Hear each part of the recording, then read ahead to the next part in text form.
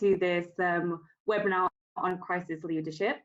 And I think we have over 50 people, which is really lovely. And I know that people are joining from all over the world. Some of you are familiar names and faces to me, some are not. But a very warm welcome to you. My name is Hilary Harvey. I'm one of the partners at TPC Leadership based in the UK. And the work that I do is across professional services, public sector, health and social care in the UK, and also the international humanitarian sector. And I'm very pleased to be able to host and interview a couple of my colleagues. So we have Annelieke Jense, who is our current global chairperson, also founder of our TPC Netherlands office, and also Andrea Cardillo, who was our former chairperson and is founder and managing partner of our Italian office. So, as Luis said, if you can keep yourself on mute, I think that he will keep you on mute during the time just to manage background distractions, but please do share things in the chat, which Luis will moderate for us. They won't be public, but we would love to hear some questions for you and try to integrate them into the interview for Annelieke and Andrea. And just as a kind of warm up for you all, it would be lovely if you could share a couple of words in the chat of just what is the impact of this crisis on you personally? You know, what are you feeling right in the here and now? And we will use some of that just to give a flavor to some of the responses for Annelieke and Andrea.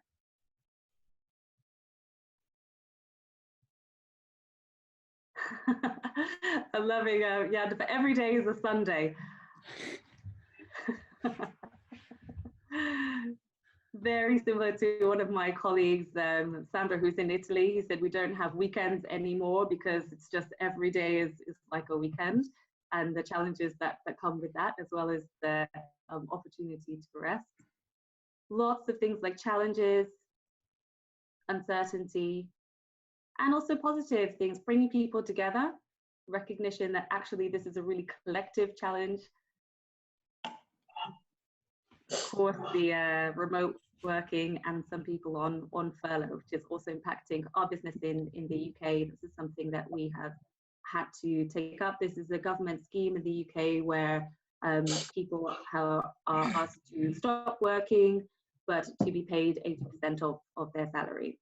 And of course, the pros and cons that come with that. But let us go into the interview. Really, the idea here is just to hear from you both, Annelieke and Andrea, what your personal experience and insights are in how you are responding to this challenge. And if I can open up with the first question, which is just a very open one. You know, what's been the impact on you personally and as leaders of your respective businesses? Annelieke, I'll come to you first, please. Thank you, Hilary. I think I'm a human being too. So I think my initial response was perhaps a little bit disbelief, perhaps maybe even underestimating. It was in China and far away. And suddenly it hits in your direct environment. So also as a mom and as a daughter. So having a daughter with a Corona diploma at some stage, it seems, in her final years, having a mom not being able to visit.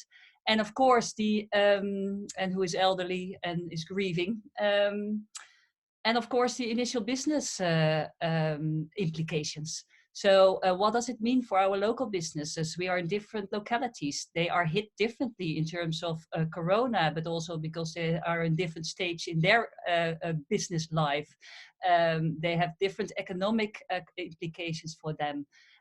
So really, I noticed that there was also a burst of energy to start to act, connect with all my colleagues, associates, clients, what's going on new, and being very creative. That was also an initial response when it sort of really started to hit that this was something serious.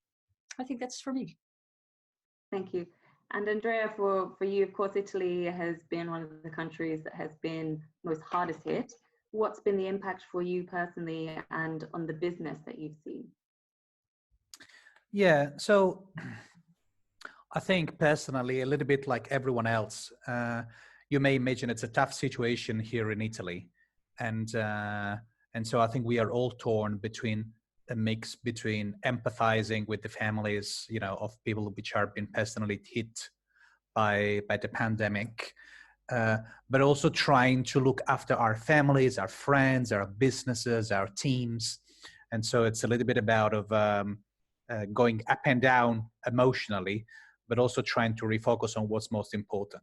At some level, I need to say, for being TPC Leadership, a virtual company, it hasn't been a super big change for us because we've been used for years in working virtually and this kind of like distance relationships and lots of smart working in our everyday routine. But I think for me personally, the main challenge is that both myself and my partner, we are working full time, and so we are now dealing with our 3 years old daughter, and we need to make some shifts in terms of how we share our time.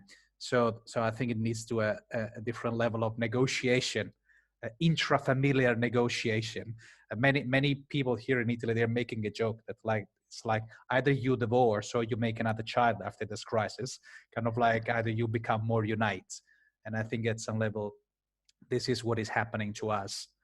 It's not easy to manage family commitments, but also driving forward the business and looking after the people in your team, but also looking after the many people which are in your wider network, like the friends spread all around the world or in Italy itself, which may need your support. So for me personally, it's a little bit about how I invest my time and how I know that what I'm doing is making a difference for the people I really care for, more at a personal level. I imagine much of what you guys said has resonated with the audience, particularly in terms of working from home and negotiating space and family time. Just moving on to the next question, and Andrea, I'll stay with you if that's okay. What do you see as the main or primary impact of this crisis on leaders and leadership? And if you can relate it specifically to leaders that you're currently working with, I think that would be helpful as well. Yeah, I think what I've been seeing the most is that, you have at some level personal challenges and business challenges. And at a personal level, it's very often about how you keep your level of energy high. And so how you stay motivated, how you stay focused on what's important, but also how you avoid to go into the little bit of a superhero syndrome, where you necessarily need to look after everyone and drive everything forward and always be strong. A little bit this machist and masculine approach to be strong as a leader. I think the leaders that I have seen having the most impact are the ones that can really connect emotionally with the people in their teams and their organizations. And sometimes they share the anxieties and fears they have, because I think we all feel sometimes helpless, or our anxiety turns into criticism or blame or sadness, often grief. And I think it's normal in terms of crisis like this. I think the most successful leaders are the ones that are able to normalize these feelings and somehow keep on driving what's really important, not letting go, and being there for their clients, their people, their families. So somehow drawing from the deepest sources of energy, whatever they are for them. Either if it is because it's like big picture energy and how you want to make a difference, or it's like the everyday way of making a difference for all the single people you interact with. And then I would say that there is the business challenge, which is how you keep on role modeling the company values in a moment of crisis. Because I think the worst thing that can happen is that you let go of the sense of values and purpose of your company and your own style, and you're not consistent anymore in a time of crisis. And I was reading an article from Kramer, and he was saying basically that research has demonstrated how people only believe that you're true to your values if you can stand up to your values in times of crisis. And I think it is in these very moments that you see leaders really shining or failing. Can I share a nice example of that, actually, Hilary, if I may? That was one of the clients that I think took it very serious. One of the values is to connect and to make sure that we keep on meeting, and that in our meetings we pay enough attention to the emotions of people, for the concerns, for the fears. And he instructed all his team leaders to do so, and even sent a nice sort of draft of how those meetings could run and whatever, but he forgot to do it for his own team.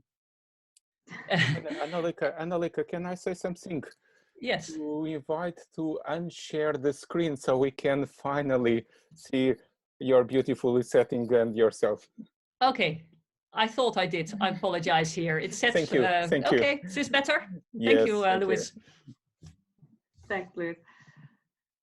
So just in case people didn't catch that, what I think I was hearing, Annelieke, is this, a client of yours, say, here are all the great practices that we should be doing to take care of our clients or your other teams, but then forgot to do that internally. Forgot to take care of himself and his own team in a way, as a board member, which is, you should also be role modeling what you want the others to follow through. And if I may add another thing that I have seen as an impact that has really touched me, I think, the sort of source of energy that is started from a crisis. Because I think there is a deep longing for people to contribute, to support, to help under these circumstances. So I would also say successful leaders here are the ones that leverage on that energy and on that willingness and on that creativity. And one of my partners in our firm, she had a lovely example of that because she was working with somebody in the automotive industry where a factory needed to be closed. And this factory manager decided to ask his people in the factory, what are some of the improvements you already wanted to pursue for a long time, or you believe what this factory could make more successful?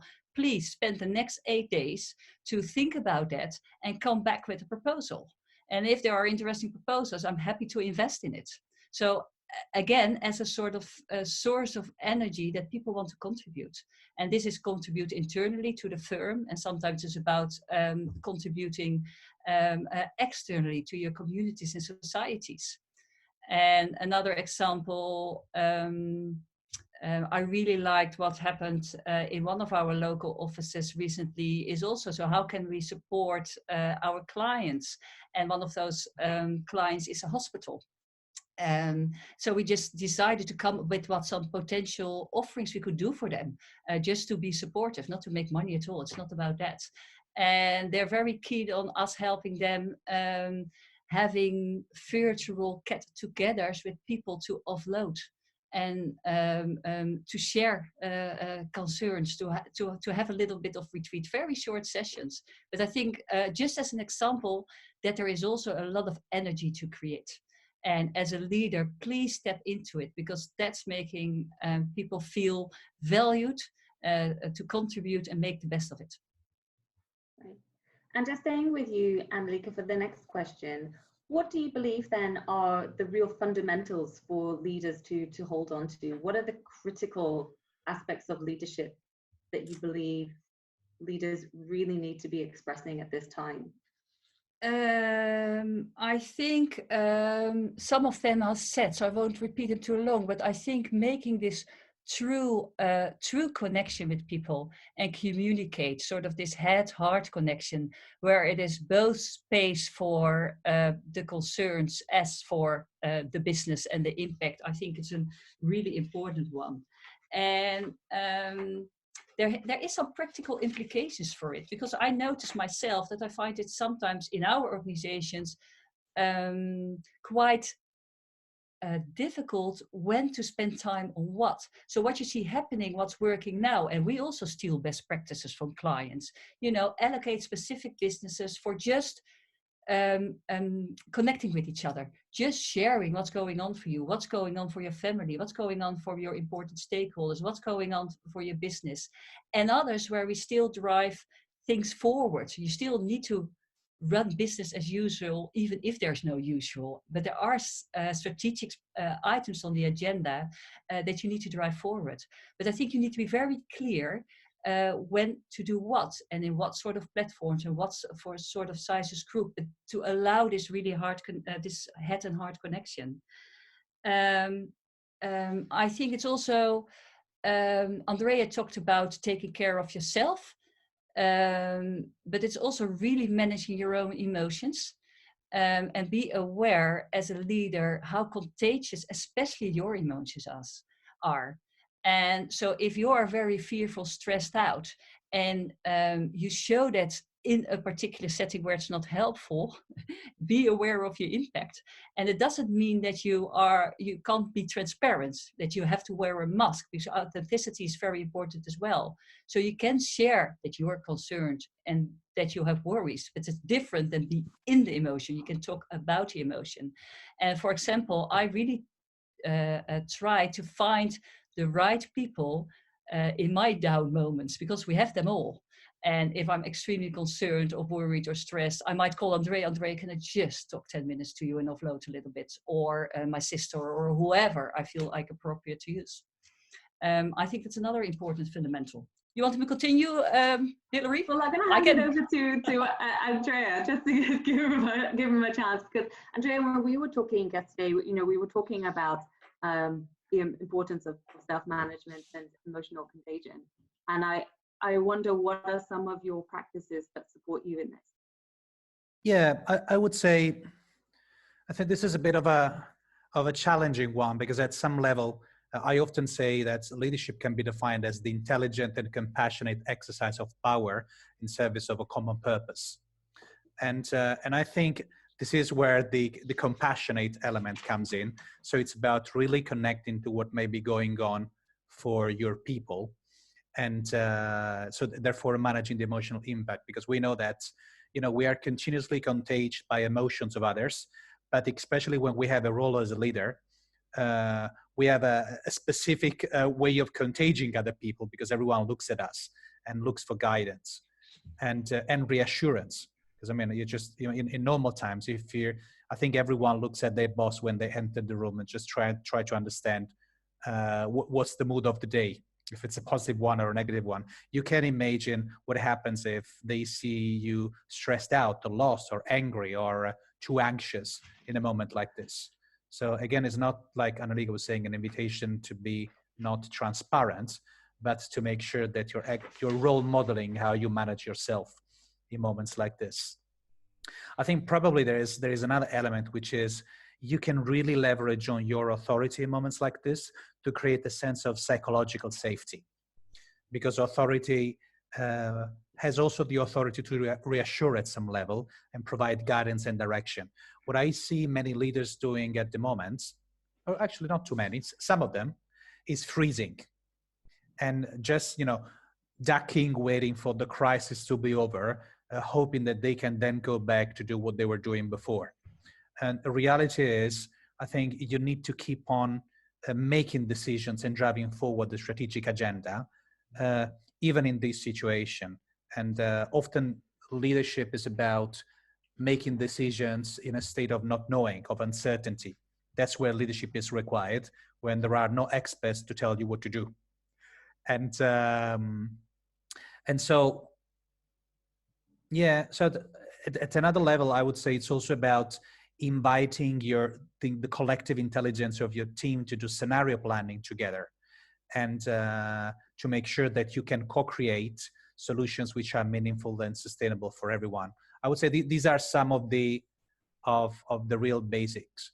And probably the last thing, which is, I'm really, really curious about some of the things I read in the chat box, because many people seem to have ambivalent feelings about the crisis. So there is, of course, anxiety, I'm not sleeping at night, but also a sense of excitement, or trying to make sense of this, looking at what that may be in the future. And I think one of the core elements here is to invite our teams and our organizations to envision what this crisis may leave, which will transform us for the better. So what can we get out of this? What can we learn? And then how can we make sure that this crisis leaves ourselves different? Can I build on that, Andrea? Because I would also find interesting, of course, businesses are impacted differently. If you are in the soap business, it's a different than that if you are now in the tourism industry, isn't it? So there are opportunities and there are huge risks. I think what's in common is the health scare and economic crisis scare and being stuck at home reality. But I've spoken to quite some leaders that say, you know, finally I have a burning platform to make things happen that I already believed for years was ways forwards, but not enough in the company had this sense of urgency. So, for example, if I think about ourselves, if I may, is we believe for a long time, Hilary, that's and audience, that we should run a truly global, truly virtual transformation and coaching program, which we do. We've accredited programs. So far, we've run them only face-to-face and often regional or local. But there's so much more interesting if you can run them global with global wisdom in your audience or in the groups. Suddenly there's a platform of it. Suddenly there's a sense of urgency. We're starting to run one, I think in June, which already has been a dream for Andrea for years, isn't it, Andrea? And similarly, I spoke to a client recently that said, finally, I can start a reorganization, which I believed was necessary. And now there's a sense of urgency. So indeed, I don't see the chat because it will distract me too much here. So feed in if there comes questions, Hilary.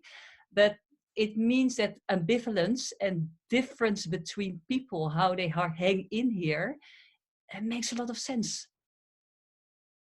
And just keeping an eye on the chat, there's a comment from Rawan saying that I think that leaders are born from crisis, or at least that they become stronger in crisis. And I think that this is very similar to a question that we have found, which is around the opportunity for leaders to step up during moments like this.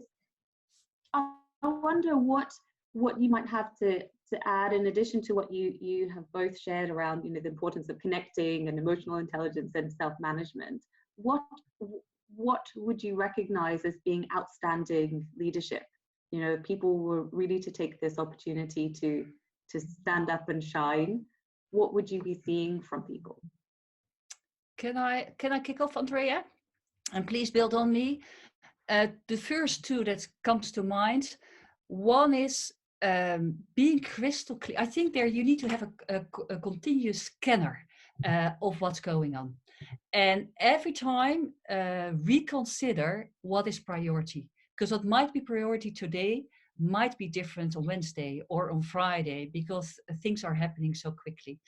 And having the ability to really think, what can I influence and what can I not influence? What needs a decision right now because this is crisis mode? Act and trust my gut feeling and go for it. And what can be laid a little bit and tapped into the wisdom in my system. I think that's an extremely important skill right now.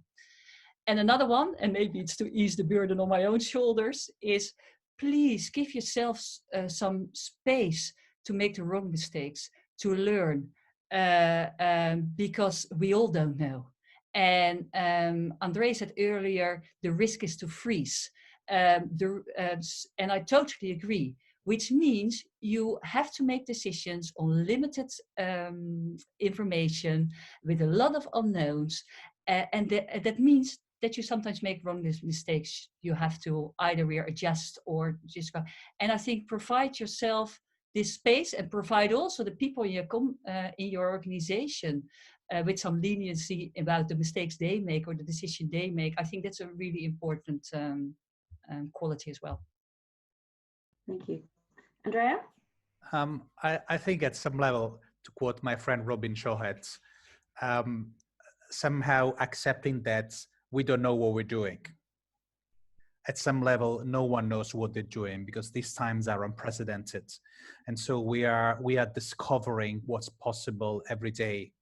So I really like what Rawan shared in terms of, you know, leaders being bold in terms of crisis, because that's where they can more clearly and easily connect with a sense of purpose and kind of like prioritizing who they are really serving and who comes first and why they're doing what they're doing and for whom and in which way.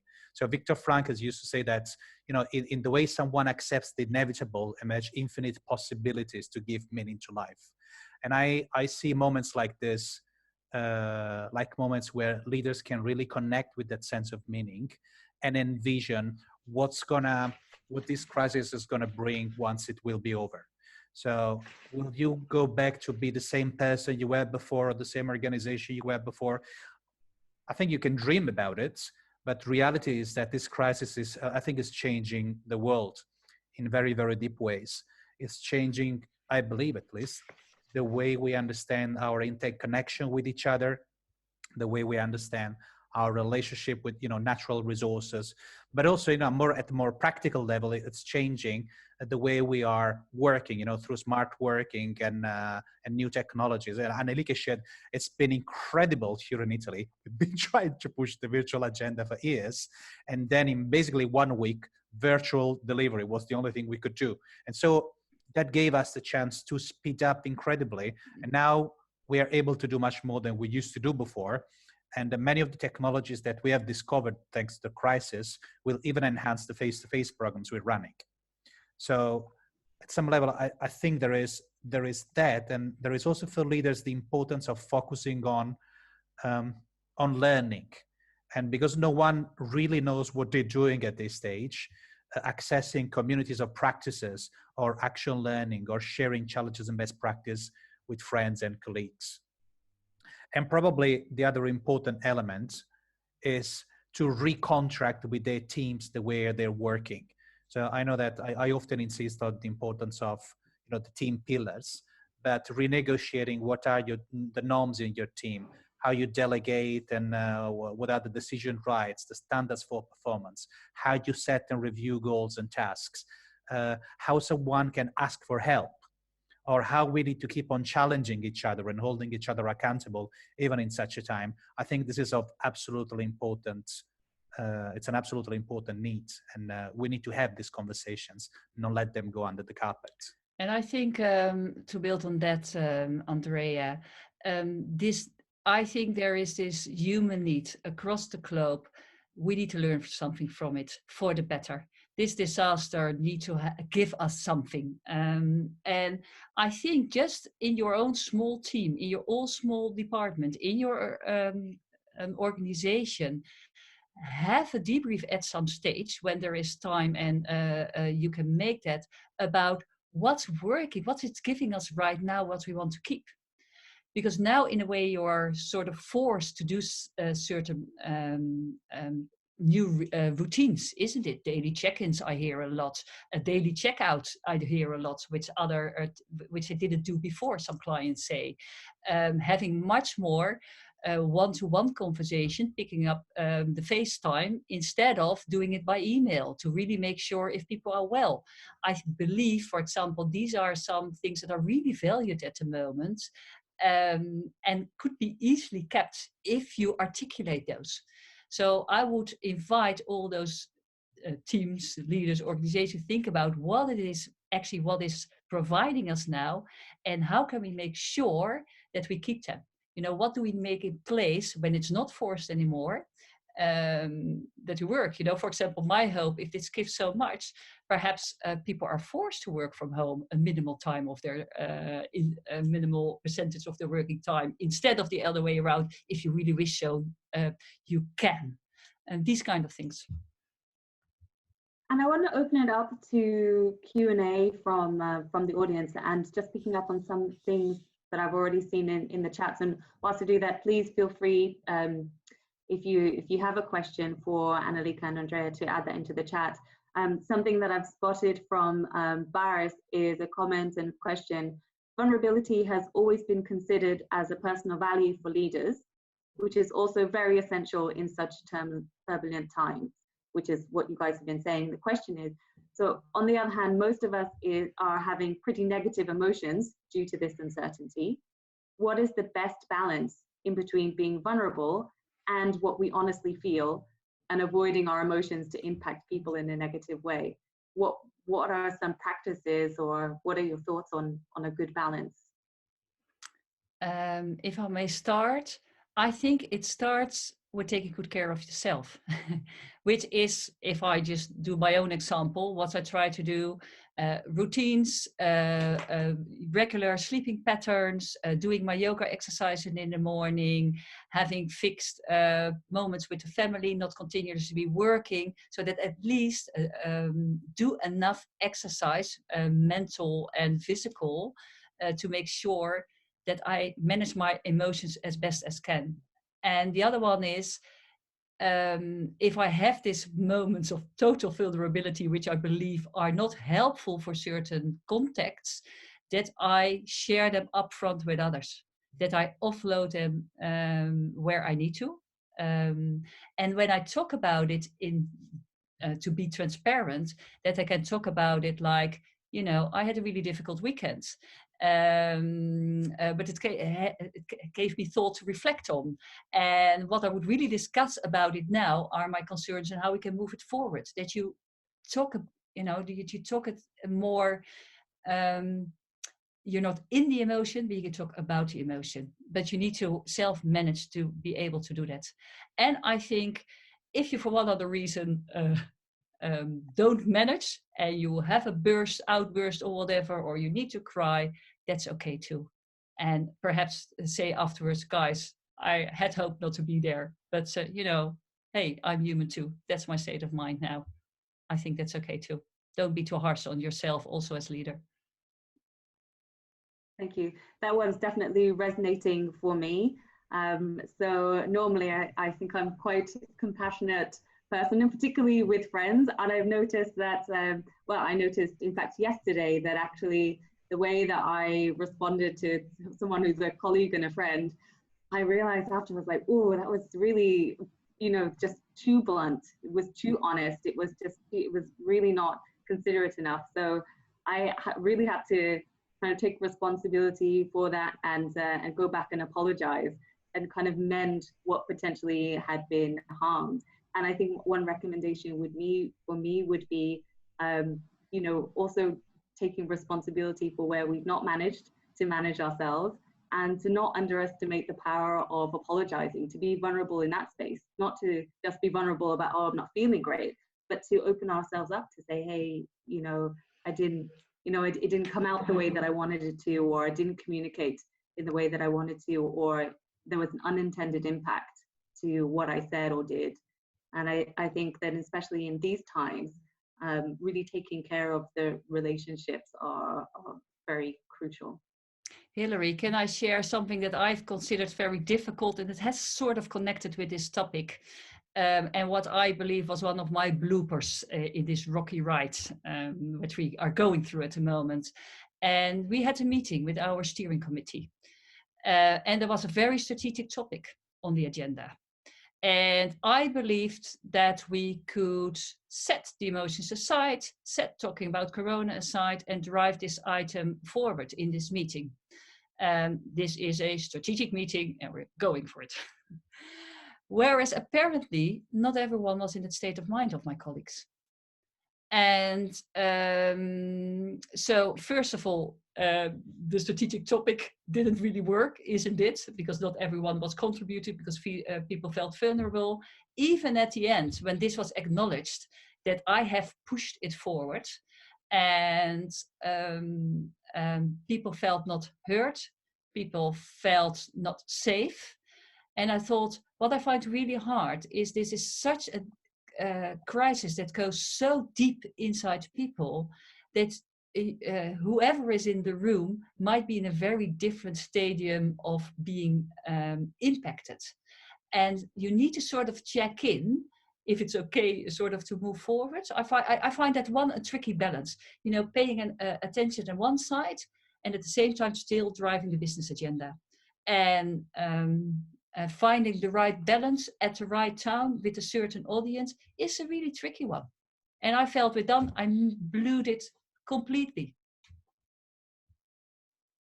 Yeah, so I really at these times take to heart and try to remember the wisdom that says that we always have the power to start again.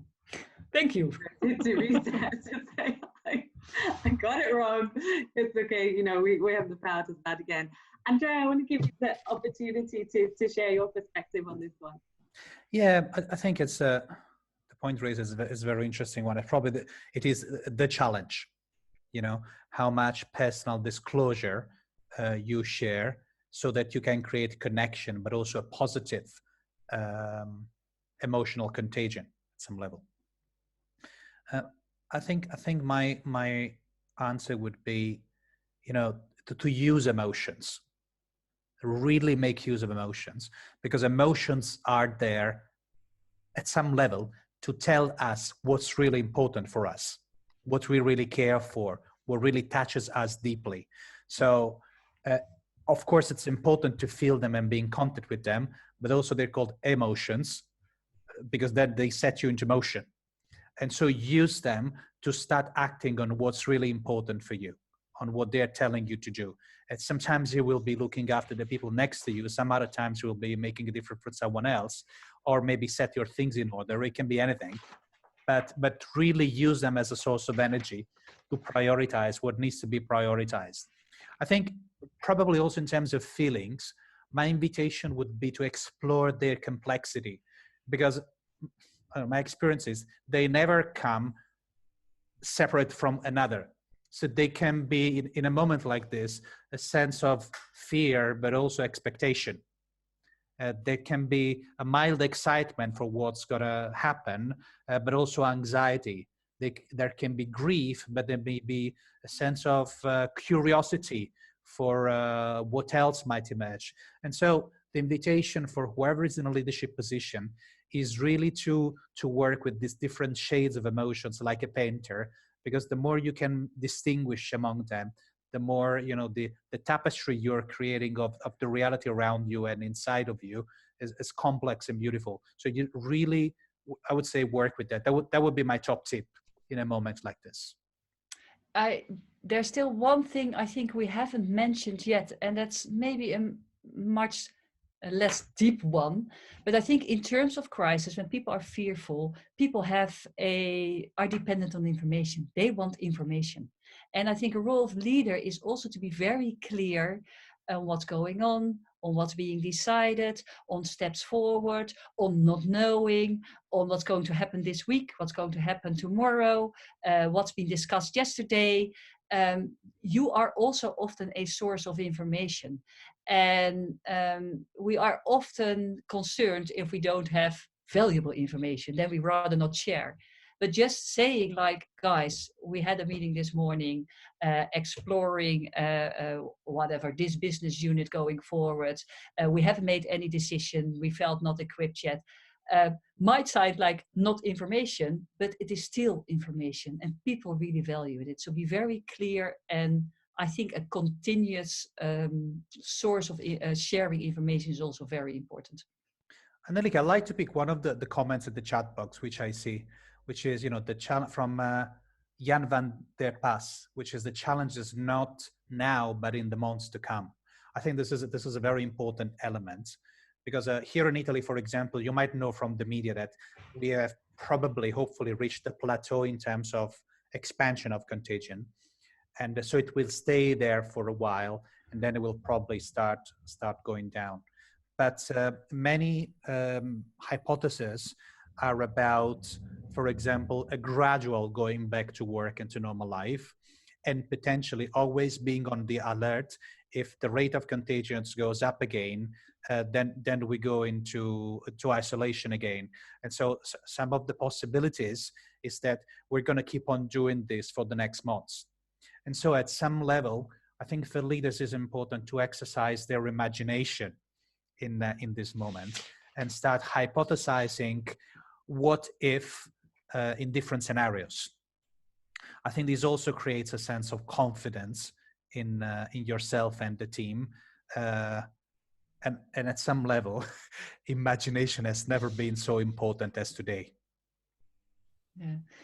If I may add on that, I think this is one concern is how long people can last. If there is a certain way of normalizing, even if it's not normal, but at the same time, We all know being stuck in the house, trying to work with young children, being concerned about elderly, whatever, takes its toll. So I think, again, as a leader, not only manage your own emotion, but continuous scanning. Do I notice different behaviors in my core people in my organization? Do I see some withdrawal behavior? Don't I see a smile on their face anymore? Is to also feel responsible for the emotional health and physical health of your people. And it's very hard to talk with everyone, isn't it? But for example, one little thing we did is we have mentor groups, small groups, to reach out to each other and take care of each other. And I think those small groups can probably also help to scan literally the physical and emotional health and psychological health of the people in the organization. And that's a long concern if it takes a long time. Also because people might have financial problems, which is another stress factor. So there can be lots of stress factor on the people. And that's a real concern if it's taken a long, and it probably will be a long, rocky ride. Yes, and just so we're in the last couple of minutes now. I know there's been questions from in the chat and people saying, oh, there's so many things coming, how can I keep track? So we will send an extract of the chat. People are sharing their own suggestions on how to manage emotions and how to manage well in this crisis. So just as a parting question, so we will also send you this summary slide in case you would find that useful. I think one of the interesting things is, we've been talking a lot about how do we manage in the moment and opportunities for being creative and changing and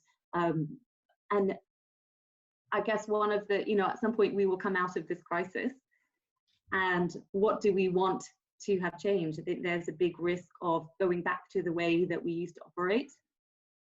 And I wonder what your perspective is, just as a final brief sharing from the both of you. In fact, the last question says, so it's a reflection for those of you who are listening. Once this is over, will you simply return to the way that you did things before, both personally and professionally? Or is there an opportunity here to think about how you would like this crisis to change yourself or your business for the better? And as a closing comment from Annelieke and Andrea, I'd love to hear from you how you would love to see this crisis change you or your business for the better. Andrea, you go first, please. I think at some level I can give a very personal answer.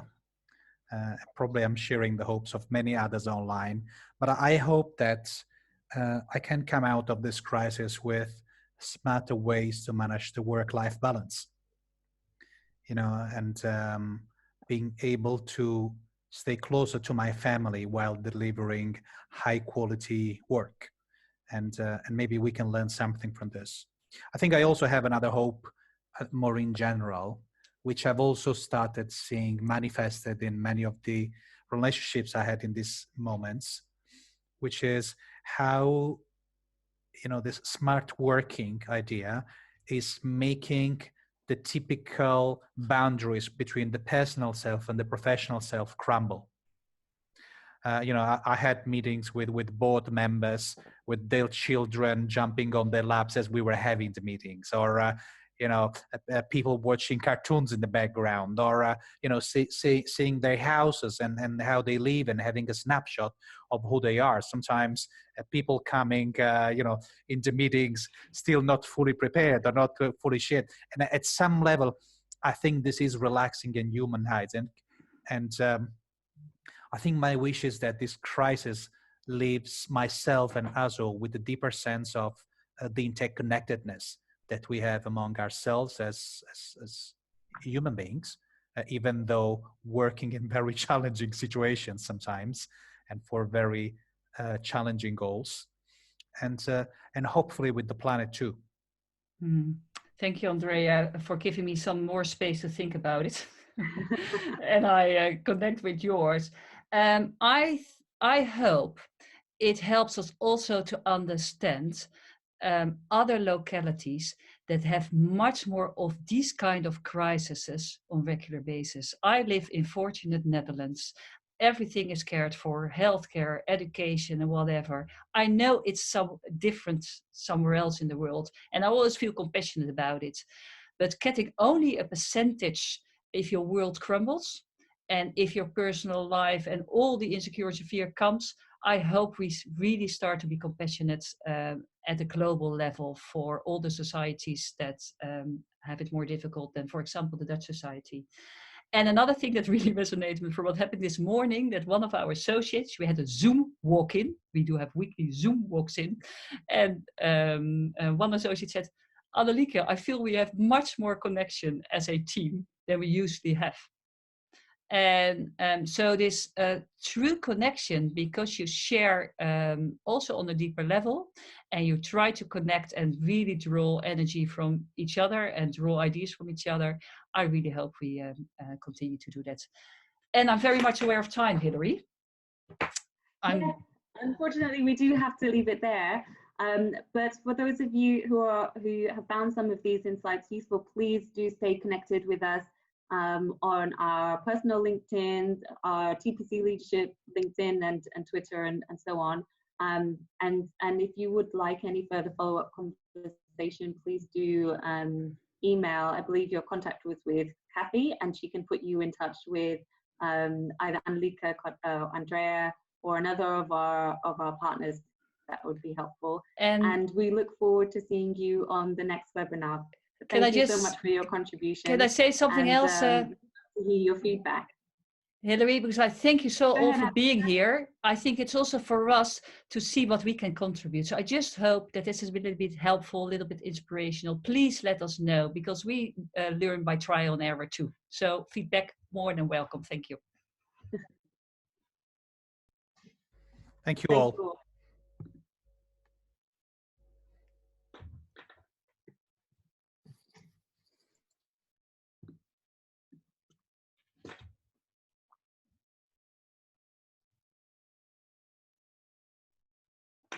Really nice to see all the faces.